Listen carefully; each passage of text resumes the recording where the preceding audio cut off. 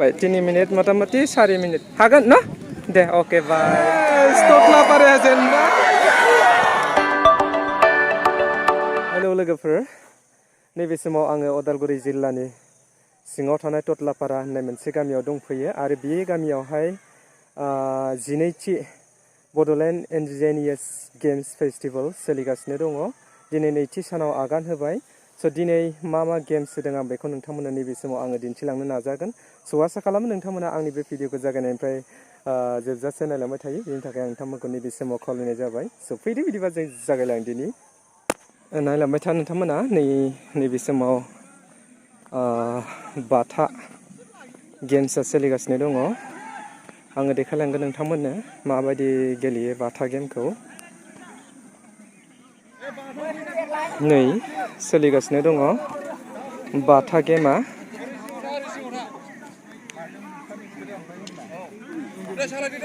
बे ओमफ्राय उनजों बुबथानाय होननाया मा खालायनांगौ? लावथि गैया बिसिनाव? लावथि गैया?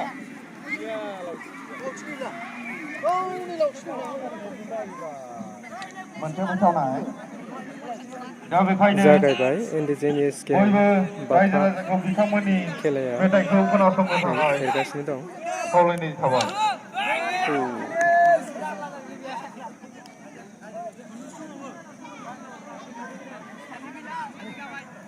सोरांबाथि बर' दा बिथांखौ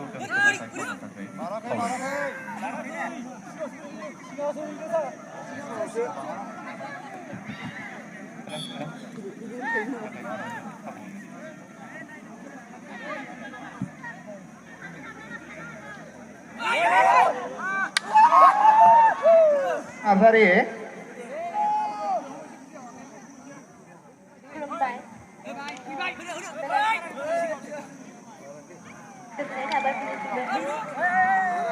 गैया थाखाय खावलायनाय जाबाय। खुलुमहरनो थाखाय दा बे समाव सिनायथि होनो नागिरदों। मुंफोरखौ खारिबाय थाला, हानजाखौल' बुंनो। कुसु क्लाब कुसुबिल बिथांमोनखौ खेबसेयावनो आखाइ थिखांनो थाखाय खावलायबाय। कुसुबिल आरो आसामनिफ्राय बिथांमोनखौबो सिनायथि लानो थाखाय खावलायबाय। This bout, the winner is बाथा। दा बे समाव बबे साइडखौ लागोन? दा बेयाव दुरुं मोननै दङ, दुरुं दङ, गान्थि बोनाय मोनसे आरो गान्थि बोयै मोनसे। दा बेखौ सायख'नांगोन, बोनांगोन खेबसेनो गेजेराव। दानिया गेलेगोन जाय गान्थिखौ मोनगोन गोसोबादि उदालगुरि ओरै जायो ओरै जायो। Versus Mani Nath from Udalguri in Matha corner.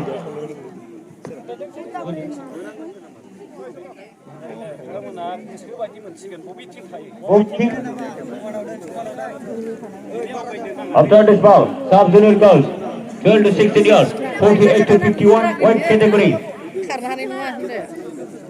Amisha Mani Bora from Batsa in our corner. Sorry.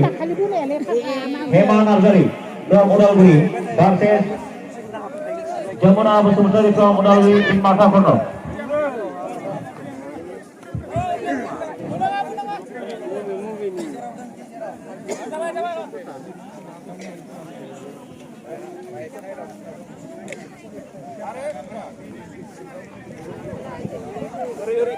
After this bout, sub-junior girls, 12 to 16 years, 48 to 51 weight categories. In our corner, Hema Narzari from Udalguri in our corner versus Jamuna Basumsari from Udalguri in Matha corner. Ready?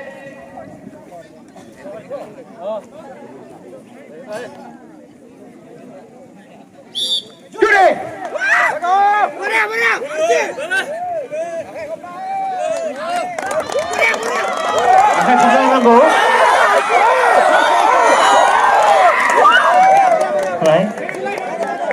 Next section, best of 3 जागोन खेबथाम।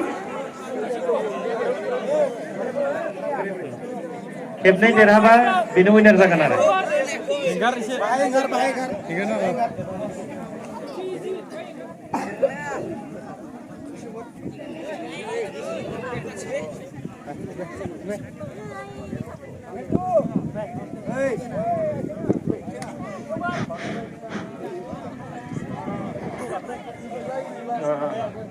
नैबेखौ बारनो नाङा दे सिदा जानानै हो ओमफ्राय गाबनायफ्रा मोजाङै गाबथा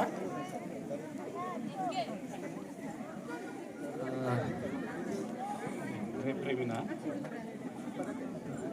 साखाफारा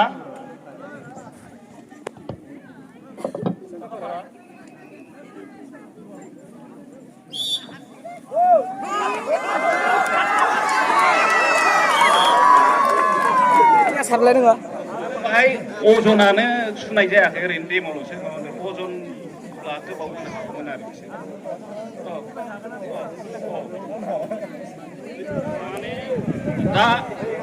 दा बे ग्रुपआ 350 ग्रुप जानांगौ आरो मोनसे ग्रुपआव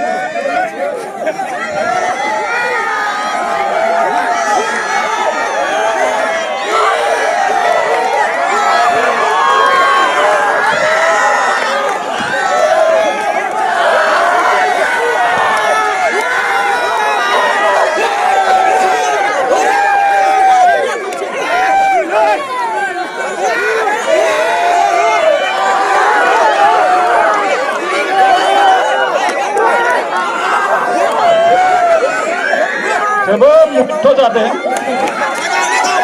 नायनो मोजां जादों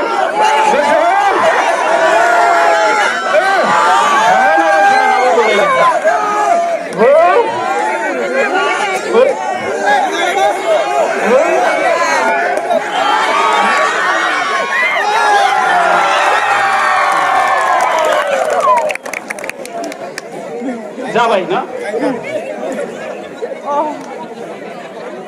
मोननैखौबो उइनार डिक्लेयार खालामनानै सेवा लानो थाखाय खुलुमहरनो थाखाय खावलायहरबाय आरो गावजों गाव हेन्डशेक लालायदो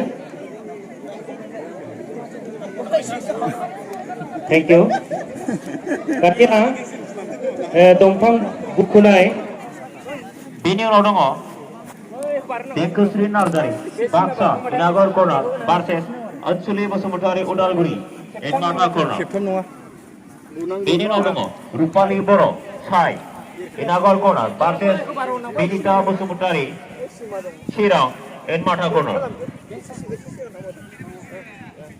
बेनि उनाव दङ सुरुपा रानी नार्जारि उदालगुरि इनागर कर्नार भार्सेस प्रबिना दैमारि उदालगुरि एडमाटा कर्नार आरो बेनि उनाव दङ साबायखर सुइन्टि दैमारि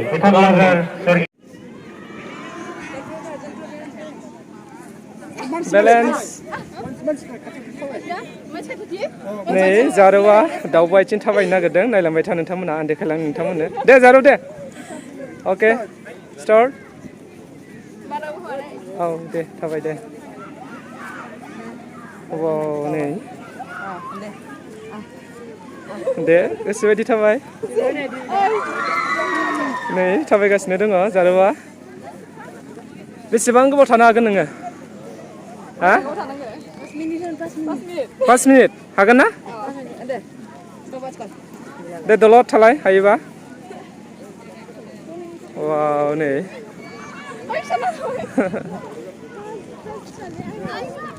गोसोबायदि थाबायनो हायो नै दाउब' आथिंजों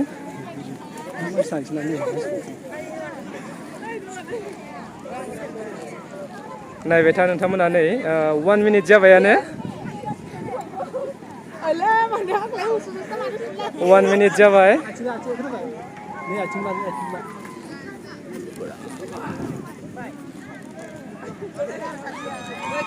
मेंबाय नामा मेङाखै 1 minute 20 seconds जाबाय थाबाय Okay, 251 white category. Maya Boro from Ready, go. Udalguri. नै थाबायगासिनो दङ जारौआ बिराद मोजांनो 2 minute जानोसैयानो Maya Boro from Udalguri in other corner versus Lisa Boro from Udalguri in Mata corner. And after this bout, Lisa Sivam from Udalguri in other corner मा नाम versus जारौ नोंनिया Premika Boro Usa Udalguri Boro. in Mata corner. मा नाम दा बे समाव जोङो बाथा गेलेनाय हादामखौ थाबायगासिनो जोङो दङ 2 बेखेवनो minute आखायाव जाबाय लादों। आरो 3 minute दंबावो गासै बानजाय आफादनि दैदेनगिरि जों लोगोसे जोंनि इन्डिजिनियास गेमनि दैदेनगिरिफोरखौ बे बाथा हादाम बेखेवनाय बे जायगासिम 2 थांनो थाखाय minute गुरै खावलायहरनाय जाबाय जोङो बाथा गेलेनाय हादामखौ जोङो बेखेवगोन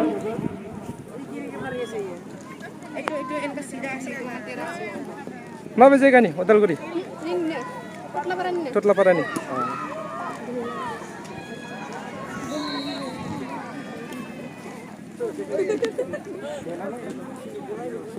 दारिया फान्था गेमा ओरैजाय जागासिनो दङ नै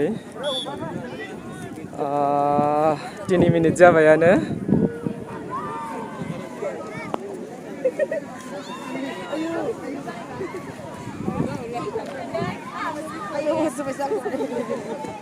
हेलौ 3 minute जाबाय जोङो दान्दिसे समनि उनावनो बाथा गेलेनाय हादामखौ बेखेवनो नागिरदों मा क्लासाव जोंनिनो फरायगासिनो गासै आरसिनि फार्स्ट यार दैदेनगिरि बबे कलेजाव फेरगाव क्लाबनि दैदेनगिरि बयखौबो बे फार्स्ट याराव हादामसिम फरायगासिनो दङ आरो बिनानावा लोगोसे फेरगाव कलेजाव जोंनि दैदेनगिरि बिथांमोनखौ बे हादामसिम नोंसोरलाय हागोन हाया हादाम बेखेवनाय हाबाफारियाव बाहागो लानो थाखाय गुरै नोंसोरलाय खावलायहरनाय हागोन हाया हायनो हाया नोंसोरो Hayo eसे eसे हांबाय एसे एसे हायो नै 3 minute जाबाय 3 minute मथा मथि 4 minute हागोन ना दे अके बाय आयदानि थाखाय खावलायहरनाय दा फैगोन 46 to 49 वाइट केटेगरिनि जुनियर गार्ल्स निरायन बसुमतारी उदालगुरि इनागार कर्नार भार्सेस अंजिता मुसाहारि सनितपुर इन माथा कर्नार सानैखौबो हादामाव नुजाफैनो थाखाय खावलायनाय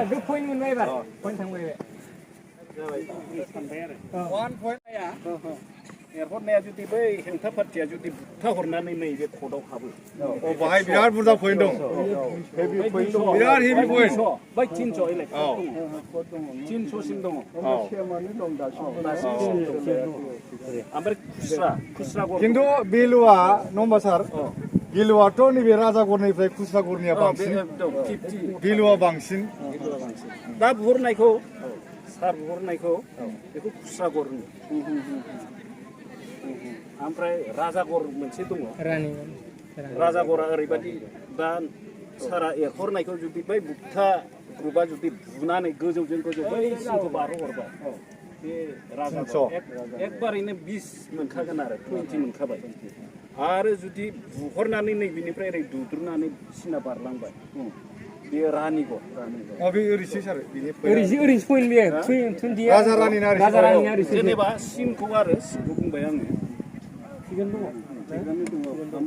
खुस्रागरनि आरो राजागरनि माबाया नैबे बै बेलुआ खुस्रागरनिया बांसिन जुदि बे 300 जादोंबा फिसा फिसा नों 150 जों बेखौ सुख'जोबनो हायो बिदिबालाय आरो जाय खेलखौहाय जों गोदो गेलेयोमोन दिनै बे खेलनि जुगैनो क्रिकेट होन हकि होन बायदिसिना खेलाखौ जों केन्सेल खालामनाय बायदि जों मोनो आरोना गेलेनायाथ' एखायनो राग्बिखौथ' नों ओरै त्रिकन ओरै खारलायो नुबाय ओरै खारनो प्लेयारा हमखाबाय आउट जाबाय दा बेखौ सिस्टेमाव लाबोनो थाखाय बे बाउन्डारि नांगौ बाउन्डारि सिस्टेमेटिक जाया गोजौ दैलो लोगो जागोन मुन नार्जारि from उदालगुरि आगरखना भार्सेस सन्जय बसुमतारी from चिरां माथाखना सानै सांग्रां जाना थाखानांगौ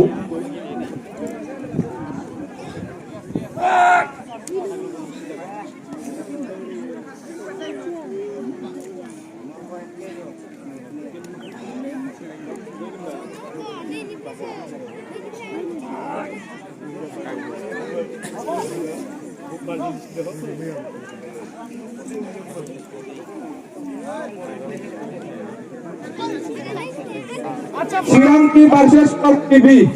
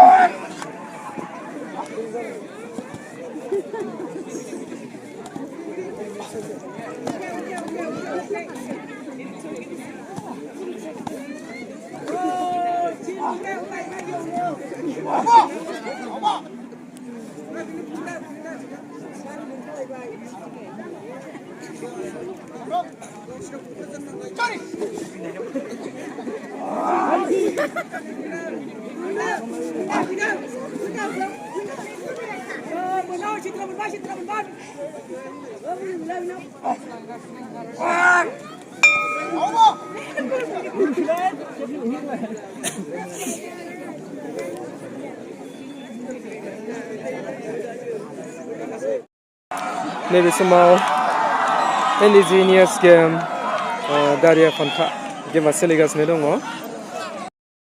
दा बेखौनो आं नोंथांमोननो नैबे समाव आङो दिन्थिलांनो नाजादों नोंथांमोना देखलांगासिनो दङ नै बेयावहायनो जागासिनो दङ दारिया फान्था गेमा गोबां मानसि लोगोफोर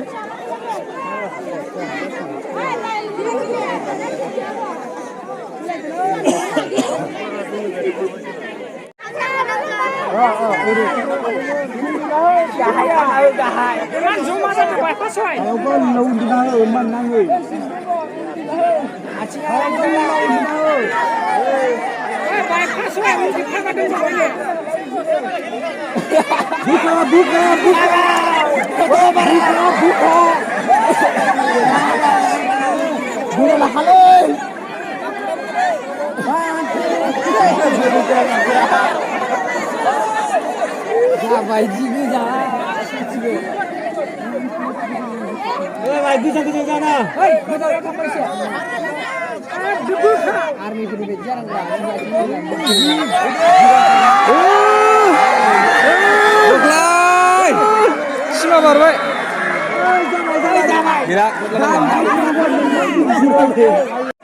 नेक्स्ट राउन्ड जानो थांगासिनो दङ नै रेडि जाबाय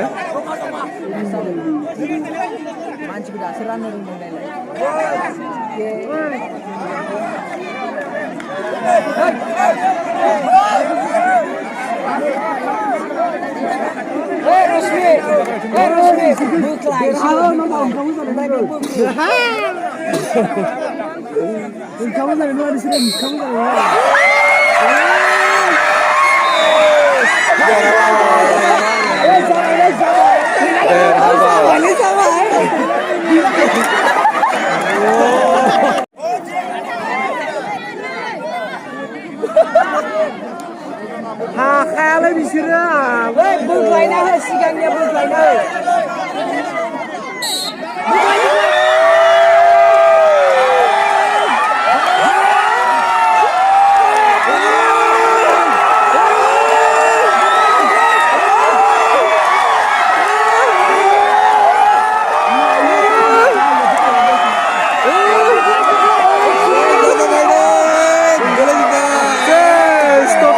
जेनबाय खैराबारिजों बायदि मानसिफोर लोगोफोर जोङो नैबे समाव टटलापारानि फिल्डआव दङ गोबां गेम्स नायबाय जोङो दा एसे गोजांनायखाय जोङो दा जेकेट गाननो थांनो नागिरदों